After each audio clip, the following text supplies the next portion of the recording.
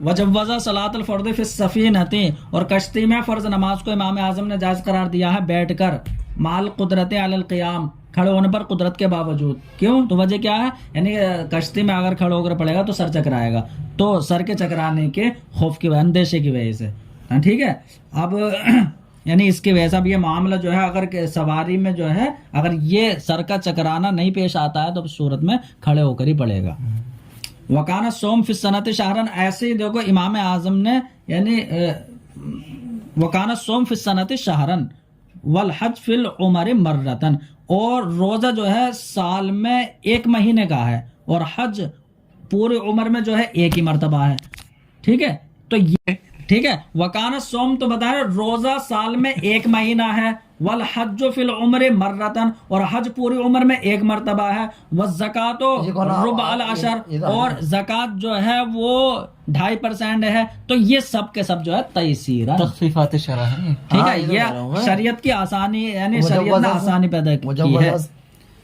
وَلِذَا قُلْنَا إِنَّهَا وَجَبَتْ بِقُدْرَةٍ مُيَسَّرَةٍ، اسی وجہ سے ہم نے کہا کہ زکوٰۃ قدرت میسرہ کی وجہ سے واجب ہوگی، یعنی ایسا نہیں ہے کہ کسی کے انسان کے پاس نصاب ہوا تو فوراً جو ہے زکوٰۃ واجب ہو جائے، بلکہ یہ ہے کہ یعنی نصاب کے ساتھ ساتھ اس پر حولان ہول ہو جائے، حولان ہول کے ساتھ وہ مال نمو بھی ہو، ٹھیک ہے، اس میں نما پایا جائے، تو یہ آسانی والی قدرت ہو۔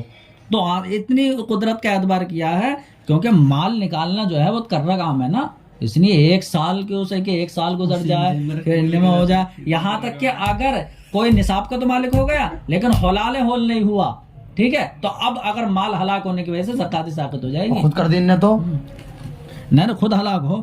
انہا وجبت بقدرت میسرۃ، تو اس وجہ سے ہم نے کہا کہ زکوٰۃ قدرت میسرہ کی وجہ سے واجب ہوگی، ٹھیک ہے۔ قدرت میسرہ کیا ہوئی؟ قدرت میسرہ یہ ہے کہ نصاب پر حولان ہول ہو گیا ہو اور وہ مال نمو ہو، حتیٰ یہاں تک کہ مال کا ہلاک ہونے کی وجہ سے ساقط ہو جائے گی۔ ایسی آتا رہا سے وَأَكْلُ الْمَيْتَةِ وَأَكْلُ مَالِ الْغَيْرِ مَعَ زَمَانِ الْبَدْلِ إِذَا اضْطَرَّ، اب بتا رہے کہ جب کوئی انسان جو ہے مستر ہو جائے، تو مستر اور مجبور ہو گیا کوئی انسان، اگر سامنے مردار پڑا ہوا ہے تو وہ اس کا کھانا اس کے لیے جو ہے یہ حلال ہے، ٹھیک ہے۔ ایسے ہی دوسرے کا مال کھانا یہ حرام ہے جیسے مردار کی طرح، لیکن دوسرے کا مال کھانا جو ہے اگر کوئی انسان مستر ہو جائے، جان کو آ جائے، تو دوسرے کا مال چھین کا کھا سکتا ہے، بعد میں ضمان دے بدل کا، ٹھیک ہے، اور مردے کا کیا ضمان دے گا؟ تو یہ تو مردے کا کھانا اور دوسرے کے مال کا کھانا بدل کے زمان کے ساتھ جب کوئی مستر ہو جائے اس کی اجازت ہے۔ وَأَكْلُ الْوَلِيِّ وَالْوَصِيِّ مِن مَالِ الْيَتِيمِ، ایسے ہی دیکھو یتیم کے مال سے تو ولی اور وصی کا کھا لینا، تو دیکھو یتیم کا مال کی بہت جو ہے حفاظت شریعت نے کی ہے، لیکن اگر کوئی جو ہے یتیم کا وصی بن گیا، وصی کا مطلب یعنی کسی کو وصیت کر دی ہے کہ تم ہمارے بچے کی جو ہے یہ نگرانی اپنی نگرانی میں رکھنا، تو وصی ہو گیا ہے۔ اور ولی وہی ہوتا ہے جو بغیر وصیت کے جو ہے جس کی کفالت میں بچے آئے تھے، ہاں جو چاچا ہوا، دادا ہوا، تو ولی اور وصی یہ دونوں فرق ہے۔ تو اب اگر کام کر رہے ہیں، ان کے مال کی حفاظت کر رہے ہیں، ان کی دیکھ رہے نگرانی کر رہے ہیں، تو اپنے کام کی اجرت کی مقدار جو ہے لے سکتے ہیں بس، ٹھیک ہے۔ تو وہ یہ کہ ولی اور وصی کا جو ہے کھا لینا یتیم کے مال سے اپنے کام کی اجرت کی مقدار، تو یہ جائز ہے۔ وجواز تقدم النیت علی الشروع فی الصلاۃ اذا لم یصل فصل یفصل اذا لم یفصل اجنبی۔ اب ایسے دیکھو نماز کے شروع کرنے پر نیت کا مقدم ہونا جائز ہے، مطلب نماز کے آغاز پر نیت پہلے سے کر لو وضو کے وقت، جبکہ یعنی فصل بالاجنبی نہ ہو۔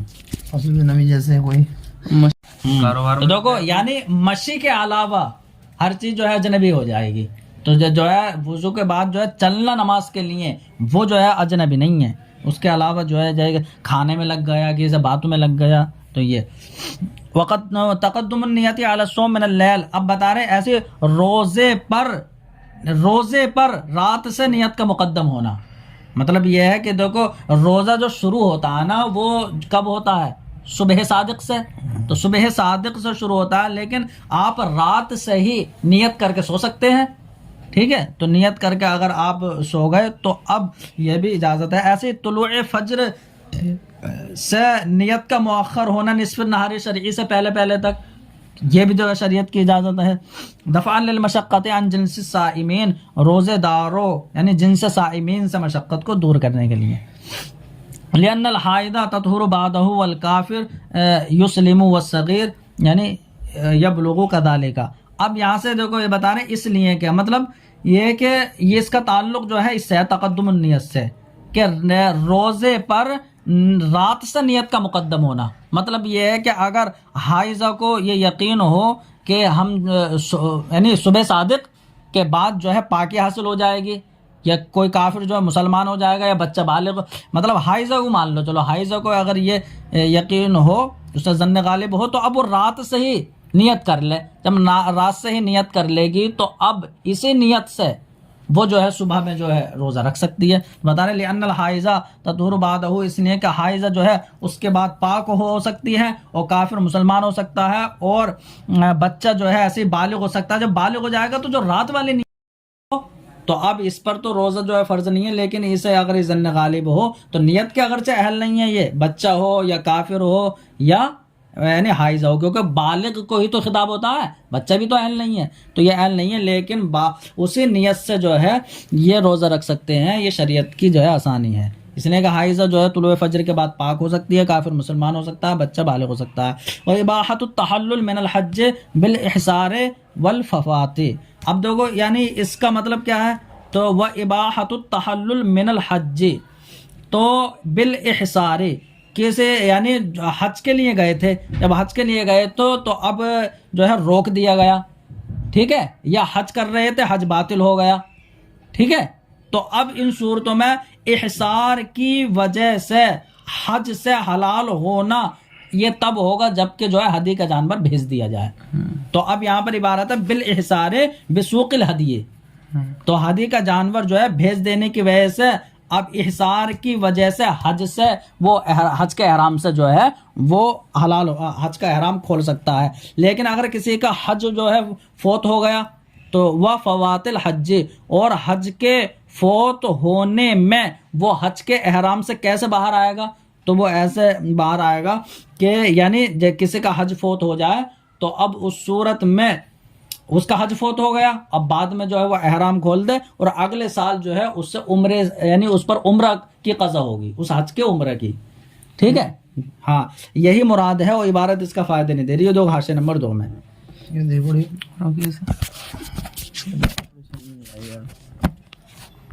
تو دیکھو اگر کسی نے حج کا احرام باندھ لیا پھر حج فوت ہو گیا تو آئندہ سال جو ہے وہ اس پر عمرہ واجب ہوگا، ٹھیک ہے. تو یہ تو بتا رہا حج سے حلال ہونا یعنی احرام کھولنا یہ مباح ہے احصار کی وجہ سے. کیسے؟ جب جانور کو ہانک دیا جائے، اور حج کے فوت ہونے کی وجہ سے جب کہ آئندہ سال وہ عمرہ اس پر واجب ہو جائے گا. وہ اباحت تو ممنوعات احرام کا وہ ارتکاب کر سکتا ہے حج کے فوت ہونے کے بعد. وہ اباحت ابو یوسف الرعی حشیش الحرم. اب دیکھو یہاں پر امام یعنی طرفین نے تو حرم کی گھاس کے چرنے کو منع کیا ہے حاجیوں کے لیے، ٹھیک ہے، لیکن امام ابو یوسف چرانے کے لیے، ہاں چرانے کے لیے، اپنے جانوروں کو چرانے کے لیے، لیکن امام ابو یوسف نے یہاں آسانی پیدا کرنے کے لیے یہ کہا ہے کہ حاجیوں کے لیے موسم حج میں اپنے جانور وغیرہ لے آتے تھے نا، وہ چرا سکتے ہیں. تو امام ابو یوسف نے مباح قرار دیا ہے حرم کی گھاس کے یعنی چرانے کو للحاج یعنی موسم حج میں حاجیوں کے لیے آسانی پیدا کرنے کے لیے. ان کی نزدیک امام یوسف نزدیک ہاں. ولبس الحریر للحقۃ یعنی والقتال. اب بتا رہے ایسے ہی کھجلی اگر ہو جائے تو کھجلی کی وجہ سے یا جنگ کی وجہ سے ریشم کا کپڑا پہننا جو ہے یہ جائز ہے، ٹھیک ہے، ریشم کا کپڑا پہننا مباح ہے، ٹھیک ہے. تو اب جو کہ ایک روایت میں یہ ہے کہ جنگ میں خالص ریشم کا پہننا جائز نہیں ہے، اور ٹھیک ہے، اور ایک جگہ یہ ذکر ہے کہ نبی علیہ السلام نے حضرت عبد الرحمن بن عوف اور زبیر کو جو ہے یعنی اس کی خاص کر جو ہے اجازت دی تھی، ٹھیک ہے. تو اب یعنی مطلب یہ ہو گیا کہ کھجلی یا جنگ اس کے علاوہ میں خالص ریشم کا پہننا جائز نہیں ہوگا. مطلب یہ ہے کہ ان صورتوں میں جائز ہے. عبد الرحمن بن عوف. وبیع الموصوف فی الذمۃ کالسلم جوزا علی خلاف القیاس. اب دیکھو معاملہ تو یہ ہوتا ہے کہ بیع ہوتی ہے کہ سامان دیا جاتا ہے اور ادھر جو ہے سمن لیا جاتا ہے, یہ تو ہے. تو مبیع دے کر جو ہے سمن لیا جاتا ہے, لیکن یہ ہونا کہ پہلے سمن لے لینا بعد میں مبیع دینا, یہ بیع سلم کے کہا جاتا ہے اسے. تو یعنی وہ اس بیع کو جائز قرار دیا گیا ہے کہ جو جس بیع کے اوصاف بیان کر دیے گئے ہوں. تو جو بیع موصوف ہو, جس کو بیان کر دیا گیا ایسے ایسی مبیع ملنی ہے, وہ ذمے میں واجب بھی ہو جاتی ہے پھر. تو اب بتانا جیسے کہ سلم تو یہ خلاف قیاس جائز ہے, یعنی ویسے قیاس تو نہیں چاہتا یہ جائز ہو. بتا رہے ہیں بیع الموصوف فی الذمتی, اور اس بیع وہ بیع الموصوف کے جس کے اوصاف بیان کر دیے گئے ہوں فی الذمتی, اور جو ذمے میں جو ہے واجب ہو جاتی ہے, تو وہ بیع یعنی وہ ہے کیا, جیسے کہ سلم جوزا, یعنی بیع الموصوف وہ بیع جوزا جائز قرار دی گئی ہے خلاف قیاس جو ہے نا دفع لحاجت المفالس. ٹھیک ہے, مفلسوں کی حاجت کو دور کرنے کے لیے. کیسا ہوگا, سامان لے کے پھر جو ہے وہ اس چیز میں کو خریدیں گے یا کچھ بھی کریں گے اور پھر جو ہے دے سکتے ہیں اسے. مفلسوں کی ضرورت کو پورا کرنے کے لیے اسے جائز قرار دیا گیا ہے. یہ پہلے پیسے لے لینا, بعد میں اس چیز کو تیار کر کے دے دینا. والاکتفاء برؤیت ظاہر الصبرا. اب بتا رہے ایسے والانموذج, اگر جو ہے گلے کے اوپری حصے کو دیکھ لیا یا کسی کا سیمپل یا نمونہ دیکھ لیا کسی چیز کا, تو اس کے دیکھنے پر اکتفا کو جائز قرار دیا, یعنی اسے دیکھنے پر اختیار کیا ہے. ومشروعیت خیار الشرط للمشتری, ایسے مشتری کے لیے خیار شرط کا مشروع ہونا, یہ ایسا ہو سکتا ہے کہ مشتری جو ہے وہ کم سمجھ ہو, تو اب اگر اس نے خرید لی ہو بیطعام ہو گئی تو بعد میں شرمندگی ہوگی. تو اب اس شرمندگی کو جو ہے مشتری سے دور کرنے کے لیے اسے خیار شرط کا جو ہے شریعت نے خیار شرط کو مشروع کر دیا ہے کہ 3 دن کے لیے یہ لے لے. سمجھے, خیار شرط مشتری کے لیے خیار شرط کا مشروع ہونا شرمندگی کو دور کرنے کے لیے. وہ خیار نقد الثمن دفعا للمماطلۃ. اب ایسے یعنی سمن کے نقد ہونے کا اختیار, یعنی نقد سمن کے اختیار, تو نقد سمن کے اختیار کو بھی شریعت نے مشروع کیا ہے.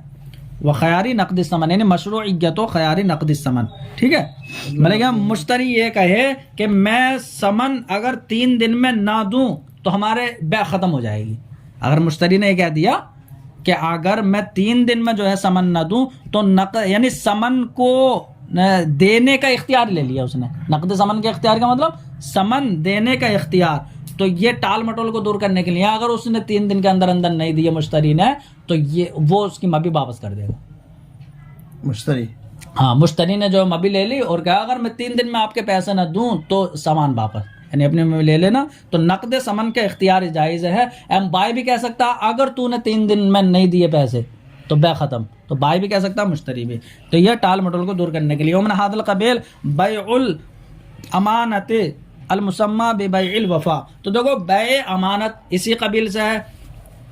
تو بیع امانت کو بیع وفا کہا جاتا ہے. یعنی اس میں ہوتا کیا ہے کہ یہ ہوتا ہے کہ میں نے تجھ کو اس شرط پر یہ چیز بیچی ہے کہ یعنی تو مجھے یہ چیز بیچ دے.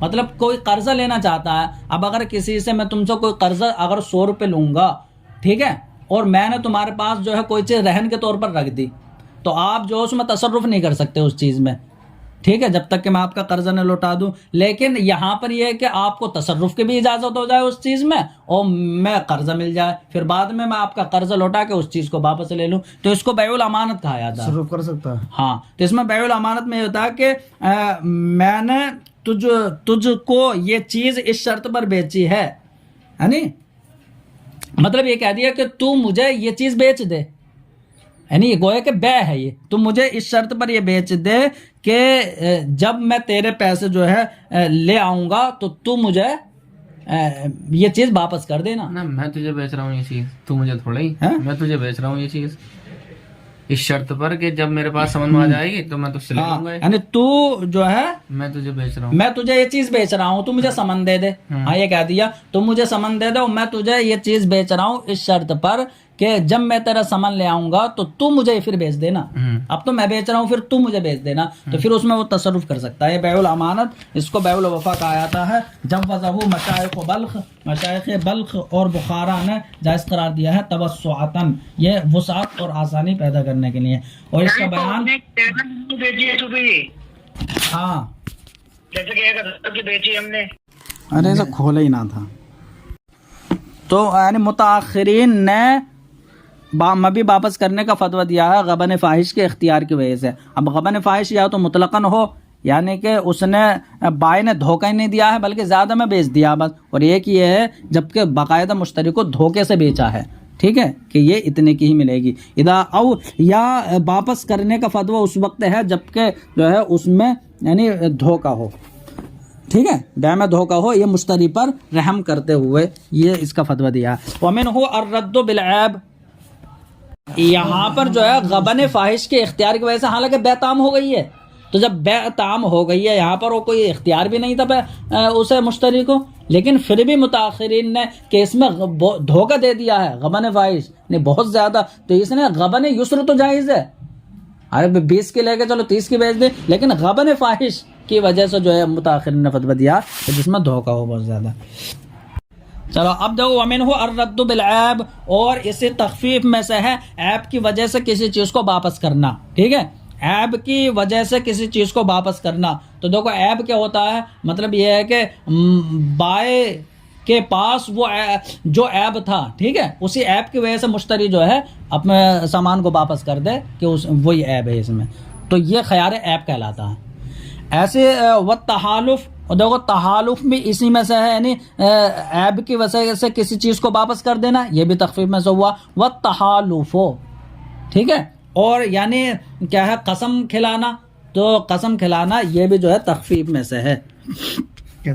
جیسے اب دیکھو التحالف اور قسم کھلانا جو ہے نا یہ بھی تخفیف میں سے ہے. جیسے اگر معاملے کو سلجھانے کے لیے یعنی قسم کھلوا دی جاتی ہے, جیسے اگر بگینہ پیش نہ کر پائے مدعی تو اس سے مدعا علیہ یعنی منکر سے کہا جاتا تم قسم کھا لو, یعنی معاملے کو آسان کرنے کے لیے, ختم کرنے کے لیے. اول اقالہ, تو ایسے ہی تخفیف میں سے ہے اقالہ. اقالہ کیسا نام ہے رفع عقد کا, یعنی عقد کو ختم کر دینے کا نام. مطلب یہ ہے کہ بیع تام ہو جانے, کوئی عقد تام ہو جانے کے بعد جو ہے اب اس کو جو ہے ختم کر دینا, یہ اقالہ کہلاتا ہے, ٹھیک ہے. تخفیف کیسے ہوئی, اس لیے کہ اگر اسے بھیج دیا یار اپنا, مجھے بڑا اچھی تھی گاڑی وہ میں نے کیا, تو اقالہ کر لینا یعنی عقد کو بالکل ختم کر دینا تام ہو جانے کے بعد.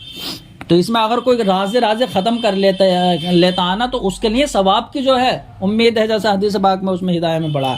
والحوالہ, تو ایسے تخفیف میں سے ہے حوالہ. حوالہ کا مطلب یہ ہے کہ مدیون کے غیر سے جو ہے حوالے کے طور پر جو ہے کہ کوئی وصولی کرے. مطلب یہ ہے کہ کسی کو قرض دیا آپ نے, آپ دائن ہو گئے, وہ مدیون ہو گیا, لیکن کسی نے کہا کہ یہ نہیں دے رہے ہیں, میری طرف منتقل کر دو, مجھ سے لے لینا, تو یہ حوالہ کہلاتا ہے, ٹھیک ہے. ہاں, یہ مطلب یہ ہے کہ اگر یہ نہیں دیں گے تو میں دوں گا, تو یہ تو ہو گیا. ارے یہ مدیون ہے جس پر قرض آ رہا ہے, تو بتا رہے یہ جو یہ دیں گے نا وہ میں دے دوں گا, یہ نہیں دے رہے ہیں تو کوئی اگر کسی نے یہ کہہ دیا وہ انسان نے نہ دیا تو یہ دے گا, تو یہ حوالہ ہو گیا. ایسے ورہن, اور رہن کیا ہے, تو دیکھو رہن ہو گیا, دیکھو حوالے کی تعریف ہے نا کہ ایک ذمے سے دوسرے ذمے کی طرف دین کا منتقل ہو جانا, اور رہن کا مطلب یہ ہے کہ کسی چیز کو روک لینا, ٹھیک ہے, کسی چیز کو روک لینا کہ اپنے اس حق کی وجہ سے کہ جس سے جو ہے وصولی ممکن ہو. مطلب یہ ہے کہ اس نے جو ہے اپنے اگر پیسے دیے ہیں تو رہن پر کوئی چیز رکھ لیتا تاکہ اس رہن پر رکھی ہوئی چیز کے ذریعے اپنے پیسوں کی وصولی ممکن ہو جائے, ٹھیک ہے. تو یہ ورنہ تو لے کے بھاگ جائے گا, وہ دے گا ہی نہیں, تو یہ رہن ہو گیا. اور زمان مجھے رکھ لینا چاہیے تھا یار, ہاں اس سے کہتے ہیں پورا فتویٰ ہو گیا, ایک منٹ سے کہتے ہیں پریشان ہے یار. تو الزمان تو بتائیں, اور اسی تخفیف میں سے جو ہے وہ زمان ہے. تو زمان کیا ہے, مطلب یہ ہے کہ کسی کے اگر ملک کو ضائع کر دینا, یہ یعنی کہ اس کی وجہ سے جو ہے جو واجب ہوتا ہے اس کو زمان کہلایا تھا, ٹھیک ہے. والابراء, اس میں کیا آسانی ہے, یعنی کسی دوسرے نقصان کی نہیں ہے اس میں۔ نقصان کی بھرپائی کے لیے جو چیز کا ہلاک ذمے میں واجب ہو جاتا ہے نا وہ ضمان کہلاتا ہے نا. اب کسی کی چیز کو ہلاک کر دیا یا کسی کو غصب کر کے جو ہے ہلاک کر دیا یا ہلاک ہو گیا تو وہ ضمان واجب ہوگا اس میں. ٹھیک ہے، زمان میں دیا تو یہ بھی آسانی پیدا کرنے کے لیے، ورنہ تو دوسرے کے نقصان کی بھرپائی کیسے ہوتی. والابراء، اور ایسی جو ہے بری کر دینا، تو یہ بھی تخفیف میں سے ہے. بری کر دینا کہ کسی پر ہمارا قرضہ آ رہا ہے تو بعض قرضہ معاف کر دیں یا سارا کا سارا معاف کر دیں. تو کسی سے جو ہے اپنے حق کو ساقط کر دینا کا نام ابراء ہے. ایسے قرض، تو دیکھو قرض بھی جو ہے اگر انسان جو ہے کے پاس کچھ پیسے نہ ہو تو کسی دوسرے سے جو ہے قرض لے کر اپنی ضرورت پورا کر سکتا ہے. ایسے وہ شرکت ہو، اور شرکت بھی تخفیف میں سے ہے کہ کسی انسان کے پاس ہنر تو ہے لیکن مال نہیں، کسی کے پاس مال تو ہے لیکن ہنر نہیں، تو اب یہ ہے کہ وہ دوسرے کو دے دے. اب چاہے مزاربت کرے چاہے مزارعہ کرے، کچھ بھی کرے، ٹھیک ہے، تو شرکت ہو گئی. مطلب یہ ہے کہ اصل اور فائدے میں دو شریکوں کے درمیان جو عقد ہوتا ہے وہ شرکت کہلاتا ہے. مطلب یہ ہے کہ اصل اور فائدے میں دونوں شریک ہیں کہ فائدہ دونوں میں بٹے گا، یہ عقد مزاربت. ایسے والصلح، اور صلح کر دینا، ٹھیک ہے. تو یہ بھی اس میں ہے کہ مطلب یہ ہے کہ کسی پر اگر قرض آ رہا ہے تو اب قرض کے طور پر جو مطلب یہ صلح کے طور پر یعنی بعض قرض کو ساقط کر دینا، یہ صلح کہلاتا ہے. ٹھیک ہے، مطلب یہ ہے کہ مدعی اور مدعا علیہ کے درمیان یعنی جھگڑے کو جو عقد ختم کر دے وہ صلح کہلاتا ہے. ٹھیک ہے، صلح کا مطلب یہ ہے کہ صلح کر دینا اور جھگڑے کو ختم کر دینا. ٹھیک ہے، یہ ہو گیا صلح. ایسے حجر کسے کہتے ہیں؟ تو دیکھو حجر کا مطلب یہ ہے کہ کسی کو تصرفات سے روک دینا. ٹھیک ہے، تو اس طریقے سے روک دینا کہ جس میں دوسرے کو اس کے قائم مقام کرنا ہو. مطلب یہ اس پر روک لگا دی کہ اب یہ بچہ جو ہے، یا جو کوئی بچہ ہے نابالغ ہے یا کوئی پاگل ہو گیا ہے، ٹھیک ہے، تو اب اس میں حجر لگا دینے کا مطلب یہ ہے کہ اپنے ملک میں وہ تصرف بھی نہیں کر سکتے حجر. تو شریعت نے حجر لگائی ہے. ایسی والوکالتو یعنی وکیل ہو جانا. ٹھیک ہے، تو وکیل کا مطلب یہ ہے کہ کسی دوسرے کی طرف سے جو ہے تصرف کر دینا. ٹھیک ہے، دوسرے کی طرف سے یعنی اپنی طرف سے کسی کو تصرف کا اختیار دے دینا وکالت کہلاتا. اب چاہے وہ نکاح کا ولی بن جائے یا بیع کا وکیل بن جائے. ایسے والاجارہ، اجارہ کا مطلب یہ ہے کہ یہ منافعت پر جو ہے عقد ہوتا ہے، یعنی عوض کے بدلے نفع پر عقد، کہ ہم تمہیں اتنے پیسے دیں گے اور یہ چیز جو ہے کرائے پر دے دو، تو یہ اجارہ کہلاتا ہے. والمزارعۃ، ایسے مزارعہ، تو مزارعہ کیا مطلب ہے کہ یعنی جو کچھ پیداوار کے بدلے میں کسی کی کھیتی میں کام کرنا، کہ اتنے ہمیں جو ہے بٹائی پر دے دو یہ اس پر، تو یہ جو ہے مزارعہ کہلاتا ہے. ایسی مساقات، تو مساقات میں بھی یہ ہوتا ہے کہ یعنی پانی پلانا پیڑوں کو، تو پیڑوں کو پانی پلانا کہ جو پیداوار ہو تو اس کے بدلے میں ہم تمہیں جو ہے یہ سیرابی کر دیں گے. تو یہ تمام عقد ہیں. علی قولہما المفتیٰ بہ، صاحبین کے مفتیٰ بہ قول پر یہ جائز ہے، للحاجتی ضرورت کی وجہ سے. مساقات جو ہے صرف صاحبین کے نزدیک ہے. ٹھیک ہے، مساقات تعریف کری ہوئی. تو مساقات ہے کہ یعنی مساقات کا مطلب سیراب کرنا، تو کسی کے پیڑوں کو سیراب کرنا جو ہے بعض پیداوار کی وجہ سے، یہ مساقات کہلاتا ہے. یہ بھی مزارعات میں ہی جو ہے بعض پیداوار کی مطلب اتنے پیسے ان کے جو اتنی پیداوار دے دینا ہمیں تو ہوں. والمزاربۃ والعاریۃ والودیعۃ للمشقۃ العظیمۃ. اب بتا رہے اور مزاربت، اب دیکھو شرکت میں ہی مزاربت آ گئی. ٹھیک ہے، تو مزاربت ہو یا عاریت ہو. اب عاریت کا مطلب کیا ہے؟ یعنی عاریت کا مطلب کسی چیز یعنی بغیر عوض کے منافع کا مالک بنا دینا. ٹھیک ہے، بغیر عوض کے، یعنی میرے پاس کوئی چیز تھی، بالٹی تھی، آپ نہانے کے لیے لے گئے تو آپ جو ہے اس کے فائدہ اٹھا سکتے ہیں، یہ عاریت ہو گئی. ودیعت کا مطلب یہ ہے، تو ودیعت کا اپنا سامان جو ہے کسی کے پاس جو ہے بطور امانت رکھ دینا، تو یہ ودیعت کہلاتا ہے. للمشقۃ العظیمۃ، تو مزاربت اور عاریت اور ودیعت یہ مشقت عظیمہ کی یعنی اس بات میں بڑی مشقت کی وجہ سے کہ ہر ایک مطلب یہ کہ مزاربت جائز ہے. مزاربت کا مطلب یہ ہے کہ نفع اٹھانا. ایسی عاریت کا مطلب نفع اٹھانا. ودیعت اس میں بھی جو ہے یعنی کہ کسی کے پاس مال رکھ دینے سے وہ نفع اٹھا رہا ہے. تو یہ ان تینوں چیزیں میں منافعات پایا یعنی منافع پایا رہا ہے، نفع اٹھانا، تو یہ ان میں ان کی اجازت یعنی اس بات میں بڑی مشقت کی وجہ سے ہے کہ ہر ایک انسان لا ينتفع الا بما هو ملک، ہر انسان اپنی ملک سے ہی فائدہ اٹھا سکتا ہے۔ اگر ہر انسان اپنی ملک سے ہی فائدہ اٹھا سکتا ہے، ولا یستوفى الا ممن علیہ حقہ، یا جس انسان پر اس کا حق ہو اسی سے وصول کر سکتا ہے، تو اسی سے وصول اگر کرے گا تو اب ٹھیک ہے، یعنی جس پر تمہارا حق آ رہا ہو اسی سے اگر وصول کیا جائے، ولا یاخذہ الا بکمالہ، اور اپنے حق کو جو ہے مکمل ہی اگر لے، ولا یتعاطی امورہ الا بنفسہ، اور وہ اپنے کام کو خود ہی انجام دے، تو اب اس صورت میں جو ہے بڑی مشقت پیش آئے گی۔ تو اس میں بڑی مشقت کی وجہ سے مضاربت، عاریت، ودیعت وغیرہ کو جو ہے جائز قرار دیا گیا ہے۔ ٹھیک ہے، مطلب یہ ہے کہ اگر کوئی انسان اپنی ملک سے ہی فائدہ اٹھائے گا تو پھر مضاربت اور عاریت یہ پھر کہاں ہوگی؟ اس میں دوسرے کی ملک سے، یا جس پر اس کا حق ہے اسی سے لے سکتا ہے تو قرض کہاں سے جائز ہو جائے گا؟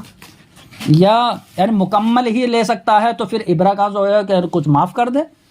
تو یا ایسے اپنے امور کو خود ہی انجام دے گا تو مضاربت اور مضارات پھر جائز نہیں ہوگی۔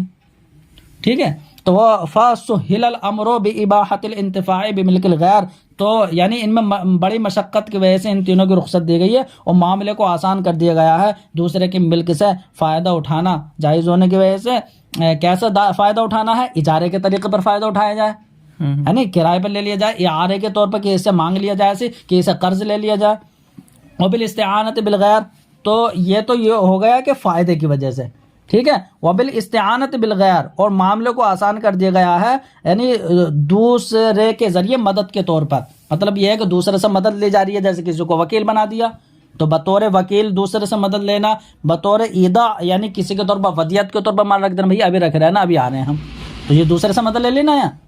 ایسے شرکت کے طور پر کہ تم میرے شریک بن جاؤ اور میرے پیسے سے جو ہے یہ بزنس کرو، ایسی مساقات کے طور پر، تو اس میں جو ہے دوسرے سے استعانت کے ذریعے جو ہے معاملے کی آسانی ہے، دوسرے سے مدد لینے کے ذریعے، اور پہلے ان چیزوں میں جو ہے دوسرے کے ملک سے فائدہ اٹھانے کے ذریعے آسانی کی گئی ہے۔ وبالاستقاء من غیر المدیون، تو فسهل الامر یعنی معاملے میں آسانی پیدا کر دی گئی، کیسے؟ دوسرے کے ملک سے فائدہ اٹھانا جائز ہو گیا اعارہ قرض میں، اور دوسرے سے مدد طلب کرنا یہ شریعت نے جائز قرار دے دیا، یعنی وکیل یا ودیعت یا شرکت مساقات کے طور پر، یا مدیون کے غیر سے بطور حوالہ وصولی کرنے میں یعنی معاملے کو آسان کر دیا گیا کہ مدیون کے علاوہ سے آپ بطور حوالہ لے سکتے ہیں، جب وہ ذمہ دار بن گیا تو وہ دے گا، اگر حوالہ نہ ہوتا تو بس ہاں اسی لیے تو مدیون کے غیر سے بطور حوالہ یعنی وصولی کے مباح ہونے کی وجہ سے معاملے میں آسانی پیدا کر دی گئی۔ وبالتوثیق علی الدین بالرہن وکفیل، ایسے ہی اگر رہن یعنی کہ رہن رکھ دیا، ٹھیک ہے، یا کوئی جو ہے کفیل بن گیا، کہ اگر تم جو ہے کتاب نکالتے ہو تو کفیل بن جاتا نا کوئی نہ کوئی، تو یعنی دین پر مضبوط توثیق اور مضبوطی کے ذریعے، مطلب یہ کہ ہمارا یہ دین واپس ہی ملے گا، تو دین پر توثیق کے ذریعے، توثیق کس کے ذریعے؟ تو توثیق رہن کے ذریعے اور کفیل کے ذریعے، اگرچہ کفیل جو ہے نفس کے ذریعے ہو، مطلب کسی انسان کو بنایا جائے یعنی غلام رکھ کے بنایا جائے کچھ بھی، تو ان کے ذریعے جو ہے آسانی پیدا کی گئی۔ وہ بھی اسقاط بعد الرہن صلحاً او کلہ ابراءً، ایسی جو ہے بعض دین کو ساقط کرنے کے ذریعے جو ہے معاملے میں آسانی پیدا کر گئی، بطور صلح بعض دین کو معاف کرنا، اور یعنی بطور ابرا پورے دین کو جو ہے معاف کر دینے کے ذریعے۔ ولی حاجت افتداء یمین ہی جب وزن صلح عن انکارن، ایسے بتا رہے یار کسی نے قسم کھا لی، اب قسم کا جو ہے اسے فدیہ نکالنا ہے، مطلب اب قسم کا فدیہ کیا ہوگا؟ دیکھو یہ معاملہ یہ ہے کہ اگر کوئی مدعی ہوتا ہے تو وہ بینہ پیش کرتا ہے، ٹھیک ہے، بینہ پیش کرتا ہے، تو اب اور اگر اس نے بینہ پیش نہیں کیا تو جو منکر ہے وہ قسم کھاتا ہے، لیکن اگر وہ قسم نہیں کھا رہا، کہہ رہا قسم کا فدیہ دے رہا، ہم قسم نہیں کھا رہا، تو اپنے قسم کے فدیے کی ضرورت کی وجہ سے ہم نے جو ہے انکار یعنی صلح کو جائز قرار دے دیا، انکار سے مطلب یہ ہے کہ ہم نے صلح اس میں قرار دی، مدعا اور مدعا علیہ میں ہم نے صلح قرار دی کہ ایسا کرو کہ تم جو ہے نا معاملہ یہاں رفع دفع کر دو، اتنا لے دے گے، ٹھیک ہے.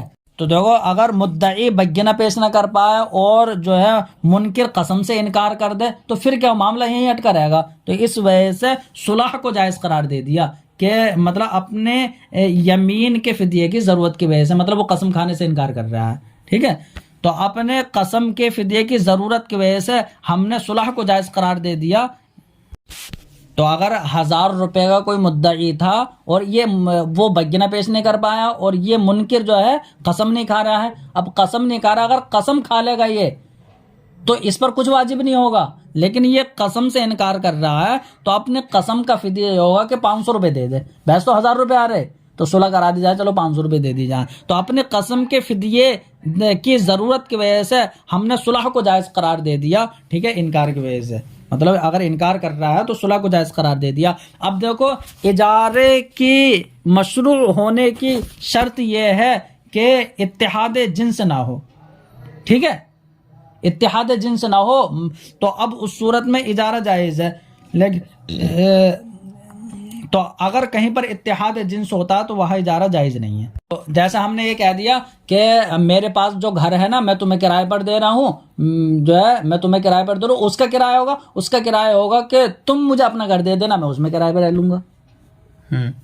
تو دیکھو اجارے کی مشروع ہونے کی شرط یہ ہے کہ اتحاد جنس نہ ہو. یہاں پر اتحاد جنس ہے، اس لیے ہم نے اسے کہا کہ یہ جائز نہیں ہے. وہی بتا رہے ولی فقد ما شرعت الاجارۃ اللہ، اور اس شرط کے مفقود ہونے کی وجہ سے کہ جس کی وجہ سے اجارہ مشروع ہے، یعنی کہ وہ شرط کیا ہے یہ وہ صورت بتا رہے ہیں، یعنی اگر منافع کو اجرت بنا دیا جائے اتحاد جنس کے وقت تو یہ ہے. تو اس صورت میں جو ہے قلنا ہم نے کہا یہ جائز نہیں ہے. دیکھو جس کے لیے اجارہ مشروع ہے تو مشروعیت اجارہ کی شرط کے مفقود ہونے کی وجہ سے، کب کب ہوگا یہ مفقود؟ تو بتا رہے اگر منافع کو اجرت بنا دیا جائے اتحاد جنس کے وقت تو ہم نے عدم جواز کا قول کیا ہے، ٹھیک ہے. قلنا لا يجوز، قلنا لا يجوز، قلنا لا يجوز، تو ہم نے عدم جواز کا قول کیا ہے. وقلنا الاجارۃ علی منفعات غیر مقصودۃ من العین، اب غیر مقصود چیز کی منفعت پر یعنی اجارہ کرنا یہ بھی جائز نہیں ہے. مطلب یہ ہے کہ رشتے والے آ رہے ہیں دیکھنے، ایسا وہ دیکھیں تو اپنی گاڑی اڑی ایک اس پہ کھڑی کر دینا ہمارے موڑے کے آگے اور بھینس اس باندھ دینا، تو یہ کہنا مطلب یہ تو ارے منگنے کے طور پہ دے سکتا وہ، اور کرایہ لے لینا 100 روپے پورے دن کا. تو یہ جو ہے نا غیر مقصود چیز پر جو ہے اجارہ یہ جائز نہیں ہے، ٹھیک ہے. مطلب مقصود نہیں ہے نا یہ، اس سے فائدہ کیا مقصود ہوگا؟ یہ تو مطلب یہ ہے اجارے سے بے نیازی ہو جاتی اعارہ کے ذریعے، مطلب ایسی مانگ کر لے لے گا، کوئی کھڑا کرنا منع تھوڑی کر دے گا. ایک دن کے لیے گاڑی لے لیں، گاڑی مطلب چلا تھوڑی رہا ہے، یہاں منافع تھوڑی حاصل کر رہا ہے، گھر کے سامنے کھڑی کر رہا ہے. تو بتا رہے وقل اللہ ہم نے کہا غیر مقصود چیز کی منفعت پر اجارہ لا تجوز جائز نہیں ہے. کیوں؟ کیونکہ اجارے سے بے نیازی ہو جائے گی عاریت کے ذریعے، مطلب اسے منگنے کے طور پر بھی لے سکتا ہے. جیسا کہ یعنی بزاز یہ کہ کتاب الاجارہ میں جان لے گا. جیسے حاشیے میں دیکھو کسی نے یہ کہہ دیا کہ کپڑے کرائے پر لیے تاکہ وہ اپنے گھر میں بچھا دے، مطلب ایسے بچھا دے گا تھوڑی اس کے لیے اور اس پہ بیٹھے گا نہیں، بیٹھ جائے گا تو منفعت ہو جائے گی، لیکن بیٹھ نہیں رہا ہے، بس ایسے بچھا دے گا. جانور کو لیا تاکہ اس کا اپنے جو ہے صحن میں باندھ دے تاکہ لوگ یہ سمجھے کہ یہ اس کا ہے. مہمان آئے ارے بہت بھینس ہیں ان کے پاس، ٹھیک ہے. تو یہ جائز نہیں ہے، اس لیے کہ یہاں منفعت مقصود نہیں ہے. اگر منفعت ہو گئی تب